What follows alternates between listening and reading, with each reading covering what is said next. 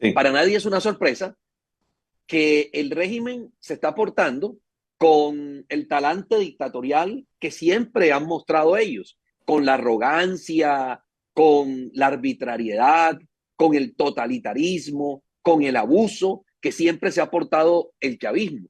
Es que no, lo de ayer es la cereza del pastel, pero lo de ayer es evidente que estaba reuniendo una serie o estaba completando una serie de incumplimientos por parte del gobierno o del régimen chavista.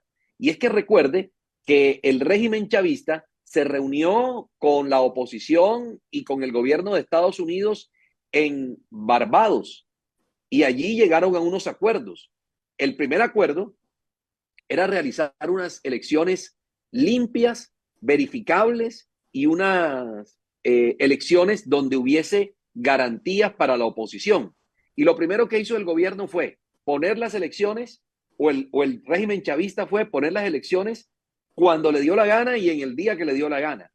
Y no fueron ni verificables ni limpias. No fueron verificables porque el régimen de Nicolás Maduro no permitió que al país ingresaran entidades como la ONU, como la OEA, ni tampoco la Unión Europea, ni ningún validador ni veedor que fuese contrario al querer y a la orilla ideológica del régimen. Recuerden ustedes que el último episodio polémico se dio el pasado viernes cuando un avión que iba saliendo desde el aeropuerto Tocumen en Panamá fue parado desde Venezuela diciendo que allí no podían llegar ni el expresidente de Bolivia, Tuto Quiroga, tampoco podía llegar la ex vicepresidenta de Colombia, Marta Lucía Ramírez, la expresidenta de Nicaragua, Violeta Chamorro, y un grupo de dignatarios que iban a hacerle seguimiento y veduría a este proceso electoral.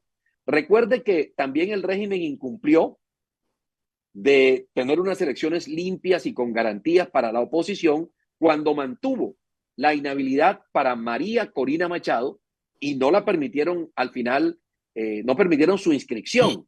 Tampoco permitieron la inscripción de Corina Lloris, que era la candidata de María Corina Machado. Y finalmente, por descarte y haciendo todos tipos de soslayos y vericuetos, lograron inscribir a Edmundo González Urrutia. Hay que decir que la cara del Maduro, del dictador, aparecía 13 veces en el tarjetón, ocupando, por supuesto, la parte superior del tarjetón y dejando a los otros candidatos apocados y relegados a unas posiciones en donde la gente no lo iban a poder identificar de manera rápida. También hay que decir que el mayor acto de exclusión por parte de esta dictadura chavista fue tomar más de 5 millones de registros de ciudadanos venezolanos que residen en el exterior, que han salido en la gran diáspora venezolana, que completa casi 8 millones de ciudadanos, y no permitirles votar ante una cantidad, un listado de exigencias muy difícil de cumplir por parte de los ciudadanos que hoy están en el exterior, trabajando y tratando de rebuscarse para entregarle, para enviarle divisas a los familiares que dejaron en Venezuela. También no dejaron el ingreso, no permitieron el ingreso de periodistas de ciertas cadenas que el régimen considera que son contrarias a su querer y a su orilla ideológica. Los colectivos chavistas estuvieron todo el tiempo intimidando a los votantes tanto en campaña como en los centros de votación.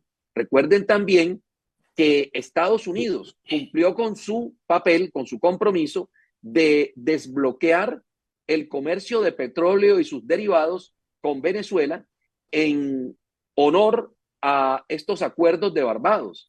Y también liberó a un objetivo de alto valor para los Estados Unidos, como era el señor Alex Saab, lavador del régimen de Maduro. Hay que decir también que Maduro jugó como aquel dictador que en un partido de fútbol escoge la alineación del rival, la cancha es de él, el balón es de él, los árbitros son de él, los miembros del VAR son de él y él decide si es gol o si no es gol del rival.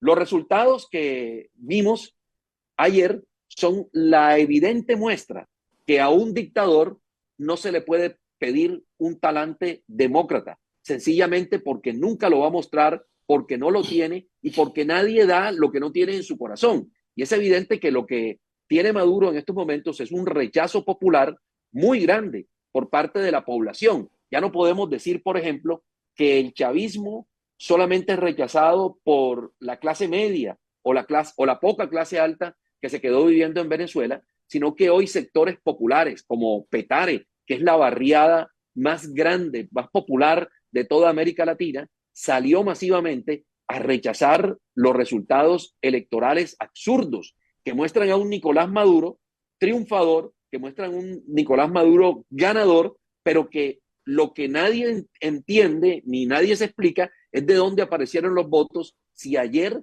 lo único que se veía en las calles de Caracas y en las principales ciudades del país eran ríos de personas apoyando la candidatura de Edmundo González Urrutia. Por eso hoy el país, Venezuela, y por eso hoy el mundo democrático está indignado. Seguramente usted escuchará voces que dicen lo contrario, como la senadora Clara López, como el exgobernador del departamento del Magdalena, Carlos Caicedo, que salió a reconocer y que el gran triunfo de la revolución bolivariana. Pero creo yo que evidentemente no son más que artilugios utilizados por este tipo de corrientes ideológicas para tratar de ocultar el sol con un dedo, con una mano. Es evidente que lo que sucedió ayer en Venezuela es un fraude de la peor calaña que hemos podido conocer en la historia. ¿Y qué vendrá ahora? Esa es la gran pregunta, porque la gran esperanza es que el mundo internacional se una en torno a la defensa de la democracia en Venezuela. Pero también eso nos hace pensar, señor Tobío, o nos hace retroceder al año 2018, 2019, cuando Venezuela tuvo una situación parecida y se designó a el entonces presidente de la Asamblea Nacional, Juan Guaidó, diputado Guaidó, como el presidente interino de Venezuela. Se autoproclamó presidente de la República en la Plaza de Altamira, en Caracas. El diputado Guaidó, 50 países del mundo lo reconocieron, entre los que estuvieron, por supuesto, Colombia, Estados Unidos, la Unión Europea, pero allí siguió el régimen. Fue un presidente de la ciudad, pero de la ciudad de hierro, y del país, pero del país de las maravillas, porque en realidad no tuvo nunca el poder en Venezuela. Y lo más grave es que en Venezuela la Fuerza Armada Bolivariana, así se llama, no se llaman fuerzas con S, sino en singular, la Fuerza Armada Bolivariana sigue siendo fiel y leal al dictador Maduro. Y sigue siendo fiel y leal no porque crean en Maduro, sino porque creen en unos intereses y en unos grandes negocios que tiene los militares en Venezuela. Recuerde que le doy dos datos antes de terminar de los militares en Venezuela.